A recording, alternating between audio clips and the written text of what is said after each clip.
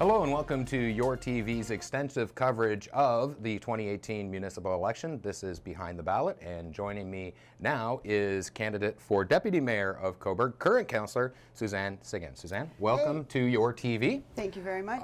For those that don't know you, those of our viewers, tell us a little bit about yourself. We'll get familiar with you, and then we'll talk about why you want to run for Deputy Mayor. Okay. Well, it's an interesting story. I'm a mom. I'm a grandmother. I just recently got married 4 years ago. The same year we moved to Cobourg in 2014. Right. And I've been involved in business my whole life. We currently have Lighthouse Press. We published Rob Michael's book last year, Cobourg, The Spirit of the Place. Fabulous, 300 and some pages. We really got to know Cobourg then because we had a map and we went around to all the different houses and we took over 1,500 photographs of Cobourg homes, Cobourg businesses, and Cobourg institutions. And it was a great way. And the reason we moved to Cobourg is Joan Chalovich, when she was mayor, donated 200 trees to the town of Prescott after our ice storm. And I found the plaque, I found the trees, and we started to do some research. And we picked Cobourg because of the beautiful waterfront, because of the downtown. Had to have a downtown, had to have a beautiful waterfront. And we're close to our kids. 3 daughters in Toronto, 4 grandchildren in Toronto, and Jerry has 2 sons in Belleville and 2 sons in Peterborough. So it was a perfect fit. Right. We absolutely love it. And then, of course, like you mentioned, I'm on council now and had that opening. So, you know, it was meant to be, and it really feels like my hometown, even after only 4 years. Right. Now, you came to council to fill a vacancy. Larry Sherwin's spot. Larry Sherwin's spot, exactly. What made you make that decision to jump in right away? Because you hadn't been here that long at that time. No, I hadn't, but, excuse me. I've been involved in municipal politics for a while. I was mayor of the town of Prescott. Right. And a councillor before that. So we took about 6 months off when we first moved here and eventually joined the Economic Development Committee and the Downtown Coalition, became a Rotarian, and usually they pick the next one in line after an election, but in this case they opened it up to the public. So I love municipal politics. I love the fact that you can have one voice and you can really be conscientious of what you're saying and doing. Right. And so when the opportunity came, I was one of 12, I think 11 or 12, and I applied and luckily got the most votes of the sitting council and was in. Talk to us a little bit about your time on council in this term, how you found the town of Cobourg. Well, I find it both progressive and there are some things that need to be improved. I find that as a councillor, because of the structure of the coordinator system, we don't always find out what is going on in the different areas. In our committee of the whole, we each get to chair a certain component of the meeting. I'm community services, so the art gallery, and I have the library, and right, the downtown, and the farmers market. So I really get to interact a lot with people. But what I find is when it comes to other areas, there's staff reports, but I don't think it's inclusive enough, especially, for example, the budget. We find out when it's pretty much 75% decided before it gets to the rest of council. Right. And I think that can be improved. And something we'll get to too as we go through the list. So why then now make the decision to run for deputy mayor as opposed to just running for council again? What is it about that position that you feel most suited to? Well, it's a pretty steep learning curve for anyone that hasn't been involved in municipal politics. There's the legislation. There's a lot of rules and regulations that come forward that someone just learning has to sort of grasp. And because of my background as a mayor and my background as a councillor and the 2 years that I've had here, when John Henderson decided to run for mayor, that position was vacant. And I waited for a while to see if any others would come forward, and they hadn't. So on the 16th of July, I put my name forward. Right. What do you think, what are your best qualities to qualify you for that role as deputy mayor? Budget, a big issue with that, or a big responsibility of the deputy mayor position. Exactly. And I was finance chair in my capacity as councillor previously. And as the mayor, you basically coordinate the entire budget process. And I found in the 3-4 years that I was mayor that people, they want you to keep the taxes low, but they want you to look at what you're spending as well as what you're basically saving. And it works both ways. My background is actually marketing communications, and it doesn't, people say, well, why the finance area? I've always loved numbers. I've always looked at budgets and said, okay, what are you spending, where are you spending, and why are you spending? And there has to be evidence, in my opinion, as to why you're spending things. Whether it's a household budget where you've got X number of dollars, or it's a municipal budget. And I've always been conscientious that people have only so much to spend. As they say, there's only one taxpayer, and they're spending it provincially, federally. But when it comes to the municipal aspect, they really have to be invested in. And it's not just, it's mostly roads and sewers and water and but there's also protection. Right. There's also infrastructure. There's infrastructure deficit. And I guess my ability as a finance chair would be to look at what we've spent in the last 5 years, in the last 10 years, why taxes are where they are.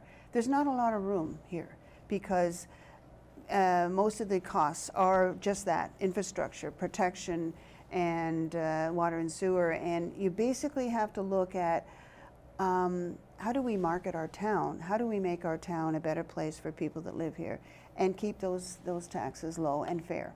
Well, because there is the money that you have to spend, like you mentioned, protection and infrastructure. You have absolutely no choice in that. It has to be in the budget. So does that take away or make it more difficult to find the money for, say, the fun things that people want, right? I think the big thing is when you start any budget process, you look at what we're committed to. I mean, basically, every year is not, or every term is not self-contained. So you basically say, what did the term before, or even before that, commit to a long-term project? For example, the hospital, when it was being built, this community center.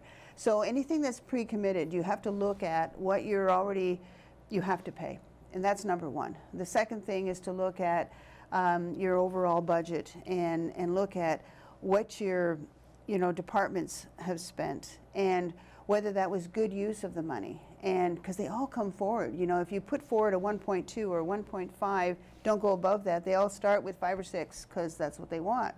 So you have to look at what it is that you can actually afford and what the town can afford and what they've done with that money. We hear a lot about consultants, and looking back at the last 10 years, there are several consultants that have come into Cobourg.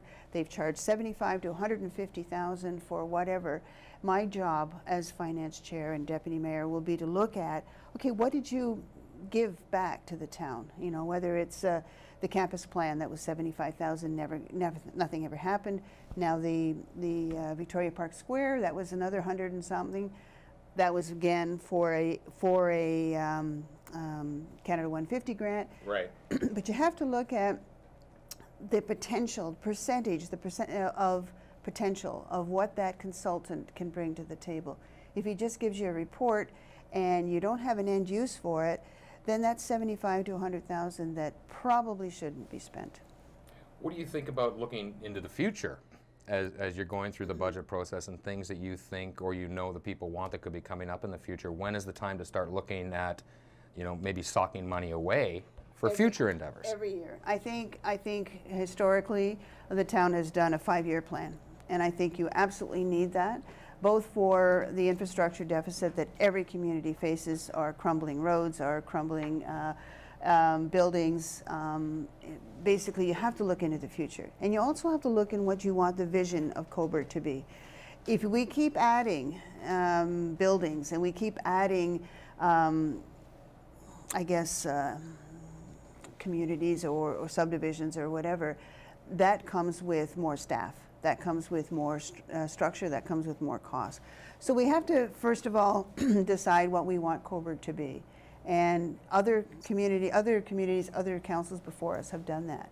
So we really have to know, do we want to be a small town? Do we want to eventually be a city? Do we want to have, more and more visitors, or do we want to preserve what we have and keep the good things that we have here in Cobourg and build on those? So yes, it's absolutely vital to look into the future and have the people that live here and pay taxes here have a say in that. And the people that do live here have a say in that to a degree, at least vocally, but it seems pretty split.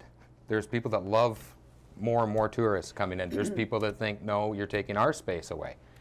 Yeah, and you know, that's the million-dollar question, really, because most communities, excuse me. It's okay. There's got to be a balance there somewhere. There has to be a balance, because most communities spend a lot of money attracting tourists. And nobody here really wants to attract more tourists to our beach. So we have to get the real numbers, and they're starting to do that with surveys of people that visit. So why are you here, and how much are you contributing to the community while you're here? Right. And if you're just coming, staying on the beach, bringing your cooler and leaving, then there's no benefit to the town. And it costs staff time to clean up the beach, to make the beach ready for the next group. So we really have to look at return on investment from a tourist's point of view. If they're just coming, but if they're spending money, if they're shopping in our downtown, if they're staying overnight, 1 or 2 nights, if they're really becoming part of the tour, what tourists do, leave money behind, then we're talking strategy to invite them and work with them to stay here and make our town better. One of the big things that is to the advantage of the town of Cobourg is its sports community and the number of tournaments we have, whether it's baseball or hockey, anything along those lines, which do bring a lot of people in that are actually spending money. They're coming in for a weekend to stay over. They have to eat. Yes, and that was the whole purpose of the CCC, and that's the vision, I think, behind not only sports tourism, and certainly now with the Sports Hall of Fame that's up and coming. Right. Sports tourism is huge, and they do come, and they bring their families, and they stay and overnight, 1 or 2 nights, depending if they're coming for a tournament or whatever. So that's something we should certainly continue with and measure. Right. You know, because you have to really measure it. It's not just bodies, you know. It has to be, did you have a great time here? Was there TV coverage in your community or in Toronto or national media? Like we have the Armistice coming up, and we've invited people from Toronto, from Ottawa, and that is they're coming to experience our town. We have a tremendous amount of festivals. So we have to look at which festivals are a good fit still for the town of Cobourg. And sometimes which ones need tweaking. We're going to talk about your visions. We're up to a break, but we're going to find out your visions for 2018 through 2022 when Behind the Ballot continues here next with Deputy Mayor candidate in the town of Cobourg, Suzanne Seguin.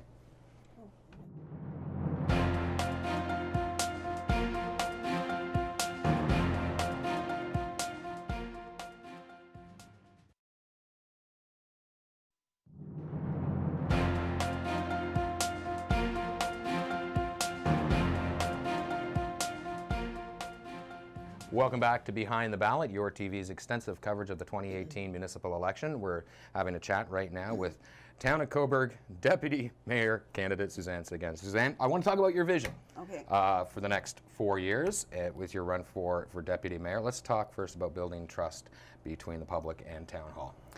I've seen it firsthand. I've seen people get really frustrated when they come to make a presentation at council.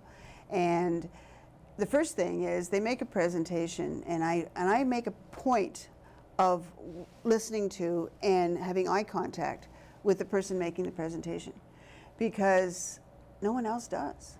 They're either looking at the screen, or they're looking at their papers, or they're looking at their computer screen. So the person is basically, you know, presenting to, you know, hopefully somebody that's paying attention. But more than that, it's I've got a survey that I'm running on my website, and it's Have Your Say. And basically what it is, it's tell us what you think about your experiences with the town hall. Do you get an answer? Do you feel good about what you're doing? Do you find that people are actually listening to what your concern is? And the overall maybe somewhat satisfactory, but mostly not. Because, you know, town staff is busy, they each have their own thing, but when people come in, that's your customer.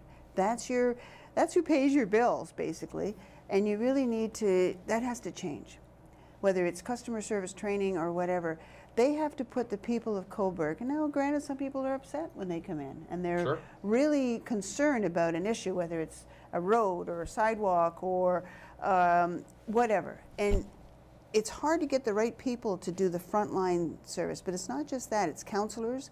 It's like I mentioned before, I get emails all the time. I don't know where else to turn. So I immediately call back, and we're not supposed to unless it's our portfolio, but I do anyway, because people are people, and they need when they make a phone call or they send an email, they need some kind of response. And I usually respond within the first 10 minutes. And if I'm not in the office, maybe it's a little longer, but I get, oh my God, you've got back to me. And that has to improve, because the status quo just isn't working. Right. I think people are feeling left out. Residents are, businesses are, and whether it's, and we've talked a lot, or we've heard a lot about Q&A after Committee of the Whole. Committee of the Whole is a good place because it's you're not making anything law yet. That comes at council a week later. So in anything that's agenda related, I think it's better because everybody has the agenda in front of them. Everyone has the purpose of the meeting in front of them. So if somebody has an issue with or question about what's on the agenda, I think they should have a 10 to 15 minute period at the end of Committee of the Whole. We used to do that when I was mayor. We used to invite the media to come in, and the questions would be public, they would be taped, and people at home could watch it on Cogeco, which is where we were back then, and they could get a true feel. And of course, the media has eroded a bit since those days where councils are covered. So I think it's really important that people have a voice, and more importantly, that members of council and staff listen. Now, staff is usually pretty good. Like when I email staff, ask a question, and I know that there are some members of the public that spend a lot of time at town hall. Right. So they also get, I guess, answers. But there's a lot of people that don't. And I think it's really important that we let people come to council and feel comfortable there, comfortable that they are part of the community and they should be listened to. Part of building trust is communication, for sure, and that's got to be a two-way street. How important do you think it is to educate the public that come in that have a concern, but they don't really know exactly how things work, and there is a reason why we can't do that right now, or it's being put off, and having that conversation. That conversation is vital, because I was at Palisades Gardens last week, and I was talking to all the seniors, and they didn't even know what day the election was. Wow. It was October sometime. Right. And your point is perfect, because what happens is, like I mentioned earlier, it's a steep learning curve. And to know all the issues and to read all the reports, we get tons of reports that we read, and we have to read all through them so we can ask intelligent questions, so we can represent the people of the community. That's our main job. It's right there in the Municipal Act. So communication is vital. We need to understand what people are thinking, and we have to make it easy for them to get an answer, and an answer that they can understand. And it's I get people, the sand is blowing, and so what can we do there?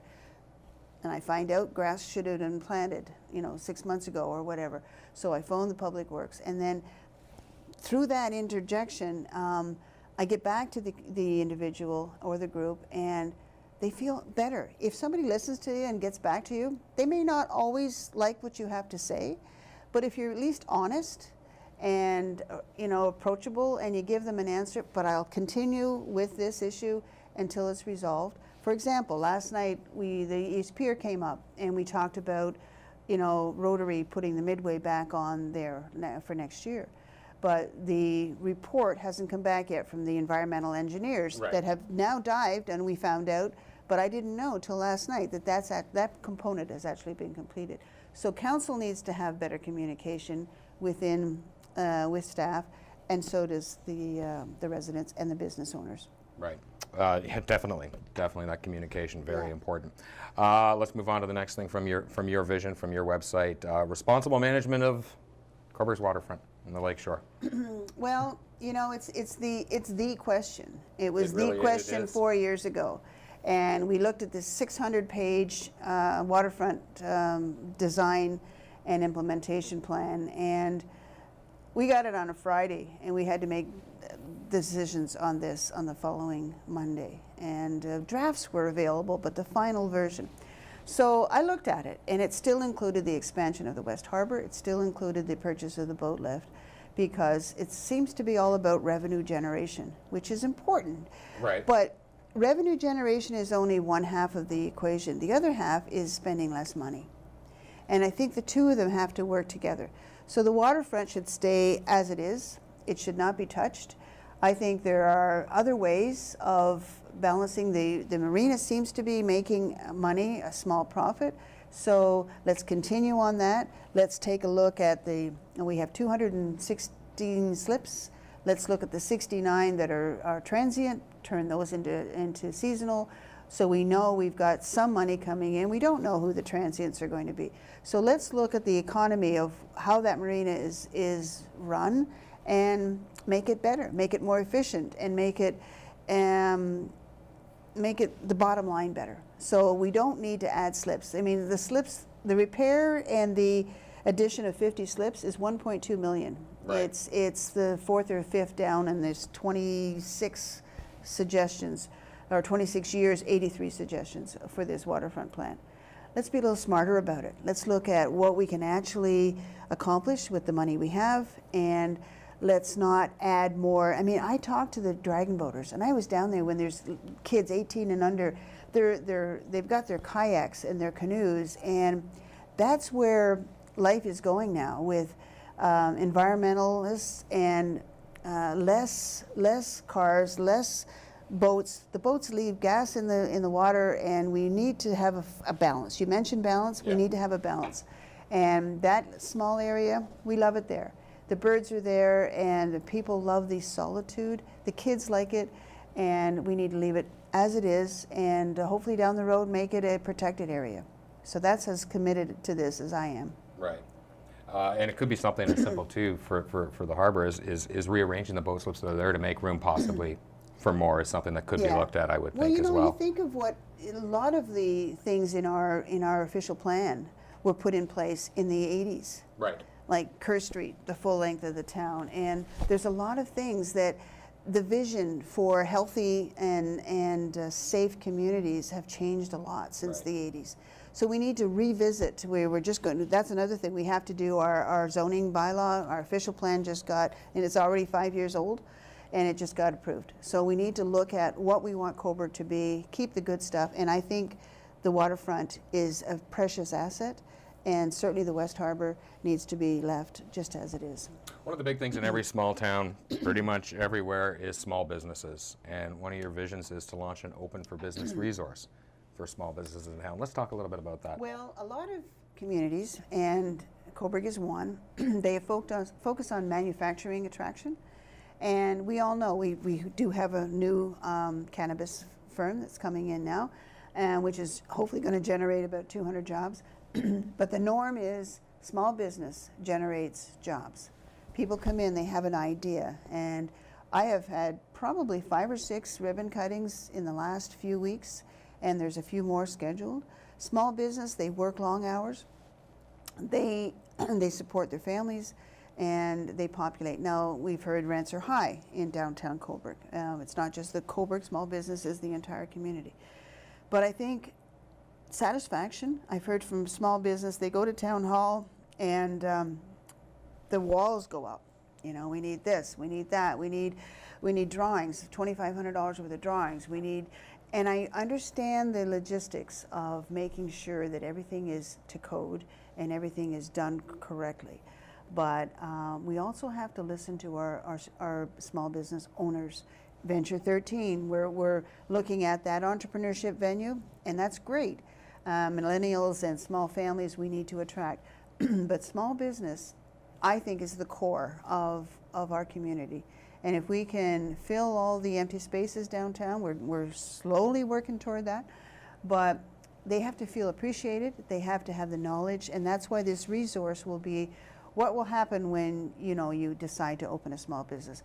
When I was mayor, I talked to a lot of people, and they wanted to open a business, and I would ask them, do you have a business plan? Do you have any financial resources that can sustain you through the first 5 years? Right. Well, no, I've got $500 in the bank, and I've always wanted my own business, which is great, but you have to be realistic as to what you can accomplish. I don't want to take, your rent, your utilities, your inventory, your staff. That's all going to take a lot of money. That if you don't have a correct plan for it, we had in Brockville, they used to have a small business course that they would get paid to do this SEB, and through that they would be able to understand what it is to be in a small business. I've been self-employed for 40 years. Right. Never had a paycheck. I've never had a holiday.